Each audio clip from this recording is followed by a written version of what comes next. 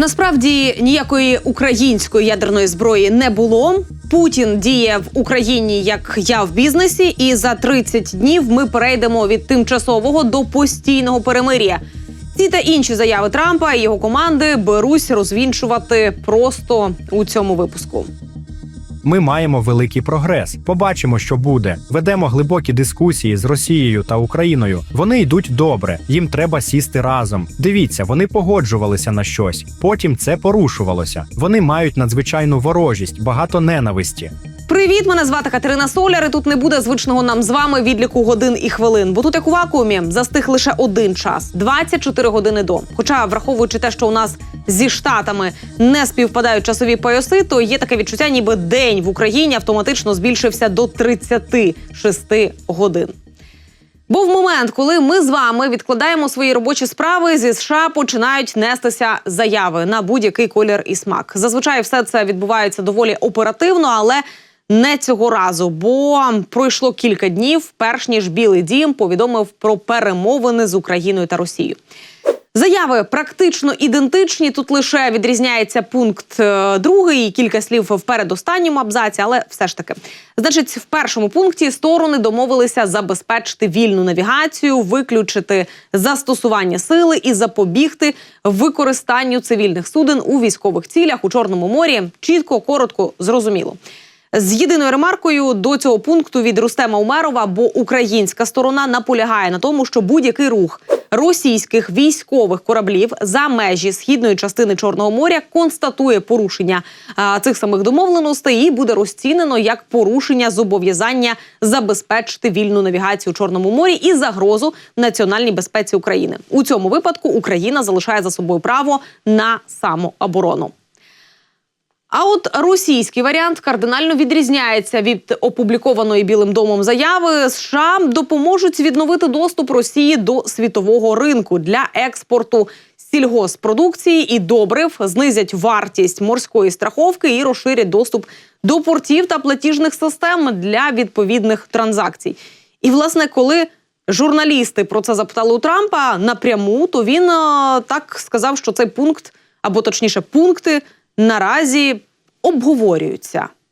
Кремль висунув кілька умов для укладання угоди щодо Чорного моря, зняття санкцій з банків та деяких компаній. США погоджуються на ці умови. Ми подивимося на це. Ми думаємо про всі умови. Зараз 5 чи 6 умов. Ми розглядаємо все. Чому це важливо? Бо від цієї дати стартує перемир'я. Україна і США кажуть, що воно вже розпочалося 18 березня, і тоді Росія вже порушила його 8 разів. А Путін каже, що от коли будуть виконані ці 5-6 пунктів, як каже Трамп, от тоді запрацює перемир'я. А поки удари, я так розумію, продовжаться. Не факт, звісно, що вони зупиняться у майбутньому, давайте бути чесними, бо, по-перше, ми вже маємо досвід попереднього сусідства з Росією і попередніх тимчасових перемирь або перемир'я, які тривали не дуже довго. Ну а по-друге, якби ми взялися проводити історичні паралелі, то зрозуміли би, що попередні перемир'я були приречені на провал. Зокрема, згадайте 30-денне перемир'я у Сирії, яке було ухвалене ООН у 2018 році. Режим Асада продовжував систематично його порушувати, наносячи авіаудари по терористам. І Росія це активно підтримувала, хоча офіційно погодилася на перемир'я. Повстанці ж використовували перемир'я для перегрупування та обстрілів Дамаска. Фактично, сторони ігнорували мир, бо вважали, що він дасть противнику перевагу, а тому хотіли бути готовими до порушення його однією зі сторін. Перемир'я перед вторгненням СРСР у Фінляндію у 1939 році. Також країни уклали мирний договір, але Москва вимагала від фінів територіальних поступок. Вже у листопаді 39-го Сталін наказав напасти на Фінляндію. Війна між країнами була двічі з 39-го по 40-й і з 41-го по 44-й. Після перемир'я у 44-му Фінляндія зобов'язалась розірвати союзи з Німеччиною, передати частину території СРСР і зобов'язалася не вступати в антирадянські союзи. Перемир'я в Боснії перед Дейтонськими угодами. Війна у Боснії тривала 3 роки, і перед остаточним миром було кілька короткострокових припинень вогню. У 1994 році США домоглися 4-місячного перемир'я між боснійськими хорватами і мусульманами, що підготувало ґрунт для Дейтонської угоди. І війна формально завершилася, але напруженість залишалася. Звісно, я не відкидаю виключення з правил, але це Росія, і цим, власне, все сказано. Та й, власне, у самій заяві США та РФ немає нічого про домовленості припинити удари по енергетиці. Сторони лише домовилися розробити заходи для заборони. Але ця зустріч, власне, і призначалася для того, щоб узгодити такі заходи, а у підсумку домовилися домовлятися. Ну, і, власне, пізніше Кремль таки опублікував нібито узгоджений із США перелік об'єктів для заборони на удари. В Україні цей перелік категорично відрізняється. Але давайте подивимося, що в російському. НПЗ, нафто- та газопроводи, сховища, насосні станції, генерація та розподіл енергетики, електростанції, підстанції, трансформатори і розподільники, АЕС, дамби і ГЕС. І в цьому списку я не бачу портів. США, до речі, поки що цей список також не підтверджувало. І я не бачу газової генерації, яку включала в цей список Україна, оскільки Росія останнім часом саме по ній і б'є. Хоча мораторій за версією РФ набув чинності, я нагадаю, ще 18 березня. Але Україна при цьому не отримувала жодних списків. Америка також не опублікувала та не підтверджувала жодних списків. І прес-секретарка Білого дому Керолайн Левіт 19 березня підтвердила, що у розмові Трампа і Путіна йшлося про енергетику і інфраструктуру, а в цьому списку Кремля інфраструктури немає. Тому, відповідно, вони суперечать американським заявам. Ну і, власне, як же тоді домовленість сторін про свободу навігації у Чорному морі, яку Україна, мені здається, і так досить успішно забезпечувала? Ну, я маю на увазі безпеку свого зернового коридору. При цьому Росія продовжує атакувати порти Одеси і Миколаєва. А домовленості про це мовчать. Жодних обмежень на Росію також не накладають, хіба що президент України у брифінгу сказав, що це стосується і портів, але на папері цього знову ж таки не було закріплено. Жодних гарантій безпеки або жодних покарань за недотримання цього припинення вогню там немає. Сполучені Штати не включили цей пункт. І також Росія стверджує, що отримає доступ її сільгосппродукція та добрива на світові ринки. Тут акції відразу західних виробників добрив вже пішли вниз на тлі цієї новини. І, власне, от тепер зрозуміло, чому заступник голови оборонного комітету Ради Федерації РФ Чижов заявив, що спільне ком'юніке США і Росії так і не було опубліковане, нібито через українську сторону. Ну, звичайно, Україна відмовилася просто так підписуватися під зняттям санкцій з Росії. Ну, а що ж отримуємо ми? Україна отримає допомогу США в обміні військовополоненими та поверненні дітей. Ось тільки для доступу російської сільгосппродукції до ринків достатньо бажання США, а для обміну полоненими та поверненню дітей бажання недостатньо. Потрібен примус Росії, я нагадаю. І як США забезпечуватимуть цю допомогу, і чи означає вона досягнення конкретного результату, незрозуміло. Загалом, за підсумками цих переговорів, як і очікувалося, США знову не змогли досягти від Росії своїх заявлених цілей та будь-яких поступок. При цьому поступилися, здається, тільки самі Сполучені Штати. Ми чуємо, що Росія, можливо, тягне гуму на даному етапі, а Зеленський показав деяку відкритість, особливо після того, що сталося в овальному кабінеті. Чи правильно це? Я не знаю. Я маю на увазі, у певний момент я дам вам знати. Я думаю, що Росія хоче закінчити це, але, можливо, вони тягнуть гуму. Я робив це роками. Знаєте, це коли я не хочу підписувати контракт, я, хочу залишитися в грі. Але, можливо, я не хочу робити це повністю, підписувати контракт. Я не знаю. Але, ні, я думаю, Росія хотіла би, щоб це закінчилося. І Зеленський на цьому етапі хотів би, щоб це закінчилося. Можливо, тягнуть, можливо, не тягнуть. Я сам так, каже, робив Дональд Трамп.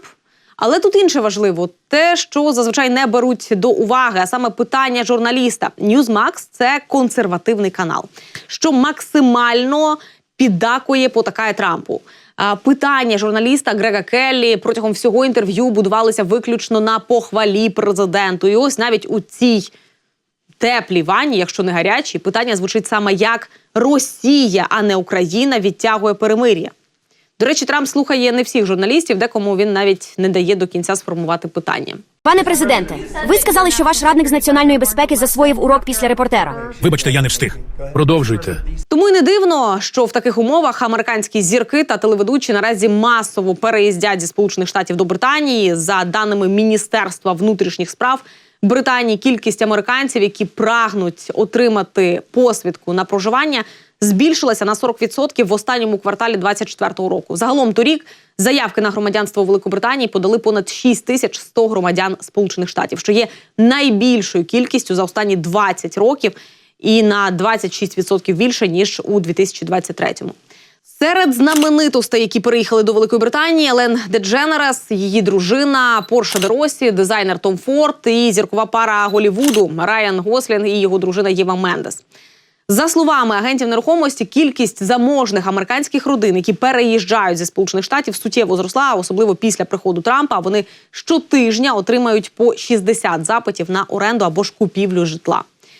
Виявляється, перечекати каденцію Трампа на 4-річному круїзі, саме таку розвагу пропонували американцям після виборів, була не такою вже поганою ідеєю. Щоправда, нам з вами їхати точно немає куди, бо нас не влаштовує не Трамп, а сусідство з Росією, які, як стверджує або лякає розвідка, можуть ще й застосувати ядерку, якщо не досягнуть швидких результатів у війні. Це ж було вже. Знаю. Але новий звіт, певно, теж писали спеціально для Трампа, щоб він потім міг сказати, що запобіг ядерній війні. Бо швидко вже точно не получиться. 3 роки повномасштабної війни, їх нікуди не дінеш. І, власне, щодо ядерки. Спецпосланник Трампа заявив, що ядерна зброя, яку Україна віддала Росії за Будапештським меморандумом, належала Росії. І Україна просто повернула її назад. Вона не була українською. Це неприємний факт. На противагу цьому хочу привести, по-перше, слова експосла США в Україні, який обіймав свою посаду з 98 по 2000 роки, і, власне, який є експертом з питання ядерного озброєння, на відміну від спецпосланника Стівена Пайфера, який заявив, що Гренелла категорично помиляється.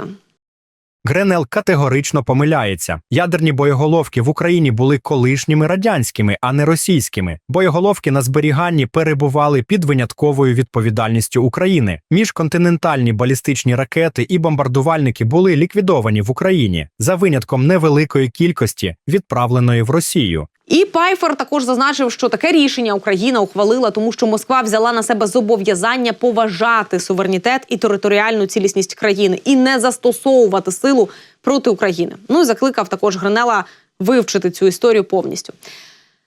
Або, якщо це важко зробити, можна подивитися виступ ізраїльсько-німецького коміка. А що, Джей Ді Венс дивиться сторіси, Гренеллу рекомендуємо теж більш легкий формат.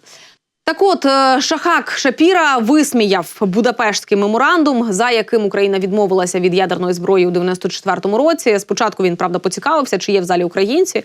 Жартома спитав, чи ми подякували, натякаючи на слова чиновників США про недостатню вдячність України. Також комік продовжив тим, що йому огидно від ставлення адміністрації США до президента України і пояснив це Будапештським меморандумом.